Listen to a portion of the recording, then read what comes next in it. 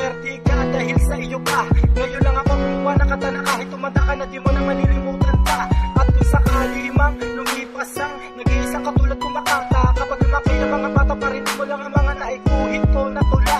Nang sa ganon maalala nila meron silang ama na naging inspirasyon ng iba, pero hindi ko isama sa kanila. Mahiligan ang hinahiling ako ngayon para kung mawala man ako may magpatuloy sa aking misyon. Tayo ang tinutukoy ko anak na tutupad sa aking ambisyon. At sana alagaan niyo mabuti ang pinakamamahal kong ina niyo, dahil nga napatunay ako na sa sarili ko na sa libo-libo na ina dito sa mundo, na siya ang pinakamapag-alaga at sa pamilya'y di pabaya.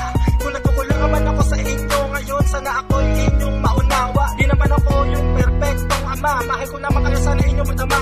Hayaan nyo lang na maisip ko ang mga bagay-bagay na dapat kong itama.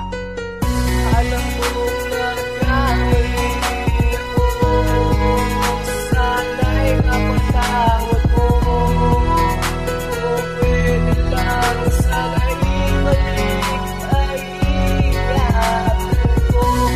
Bigyan mo lang na pagkakataon ang isang katulad ko lang sa ganon. Maramdaman mo ang pagmamahal sa iyo.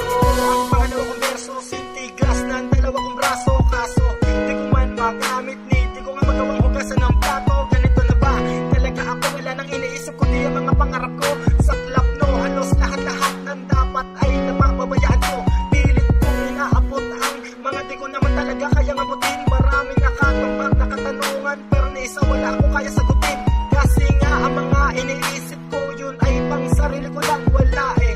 Simulat sa pool, lumaki ako na ako lang, pero wala naman sa akin yun. Hanggang ngayon kinakaya ko pa, naging matibay ang paa sa mga lakarang puros kita pa. Dip-dip ko ay para papato, hindi naramdaman ka ba? Ito ang aking mata, bigayin mo man di mo na mapapaluha. Dahil sa kinasinaya ko pagsubok sa buhay, parang nawawala na ako ng pag-asa. Pero kahit lang gano'n ako'y lumalakas na dahil sa aking nandiyan pamilya, na handa akong damayan pag binabalutan ng kalungkutan. Sana inyong malaman, ganito man ako, kayo ang aking kayamanan. Alam mo na kahit ako sana'y napatawad mo, kung pwede lang sana'y ibalik ay iyatin ko. Bigyan mo lang na pagkakataon ang isang katulad ko lang sa ganon. Maramdaman mo ang pagmamahal sa iyo. Alam mo na sandali, alam ko naman ang aking mga pagkakamali. Di mo na kailangan na ulit-ulitin pa, dahil pasigurin naman ito sa aking sarili. Sa ngayon kasi nalaman ko ang pagkakaiba ng tama at mali. Sa mga ginagawa ko na akala ko tama pero mali. Paano tao lang kasi at alam ko naman na di ganun kadali para lang napatawarin mo ako.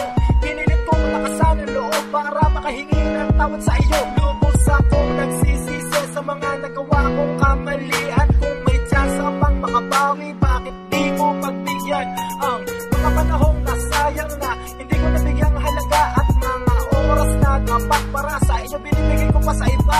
Di naman ako madamot sa mga bagay-bagay na kung ano meron ako ngayon.